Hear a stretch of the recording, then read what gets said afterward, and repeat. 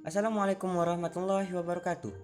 Halo teman-teman, saya Rahmat Halaman Siregar, NPM 7121071258, Prodi Agribisnis B, Fakultas Pertanian, Universitas Islam Sumatera Utara.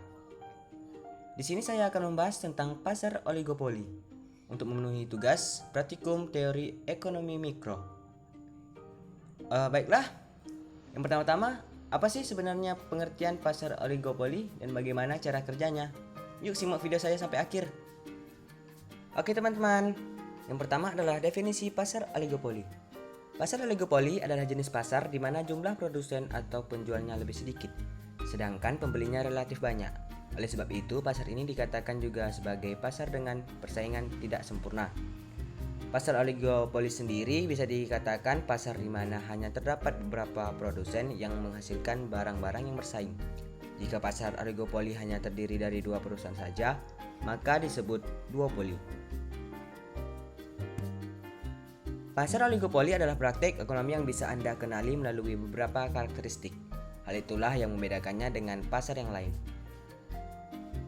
Jika Anda belum memahaminya, ciri-ciri pasar oligopoli adalah: yang pertama, dijalankan dua produsen atau lebih, produk yang dijual homogen dan saling menggantikan, kebijakan produsen utama lebih sebagai acuan produsen lainnya.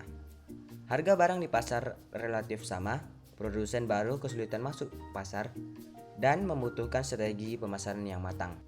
Oke teman-teman, tadi adalah ciri-ciri pasar oligopoli. Lalu apa aja sih contoh pasar oligopoli yang sering kita jumpai?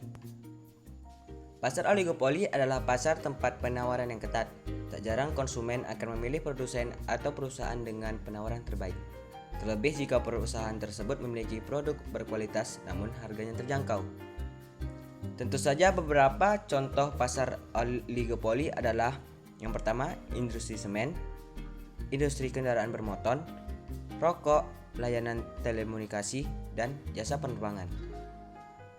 Oke teman-teman, setelah mempelajari ciri-ciri pasar oligopoli, contoh-contoh pasar oligopoli, kini kita juga perlu memahami apa saja sih jenis pasar oligopoli yang umumnya dipraktikkan dalam perekonomian masyarakat.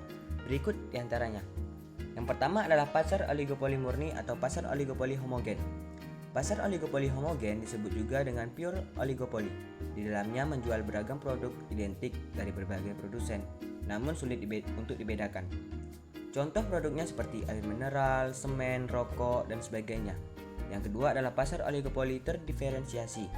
Arti dari kata terdiferensiasi adalah dapat dibedakan. Sehingga dalam jenis pasar oligopoli ini, produk yang dijual oleh produsen bisa dibedakan.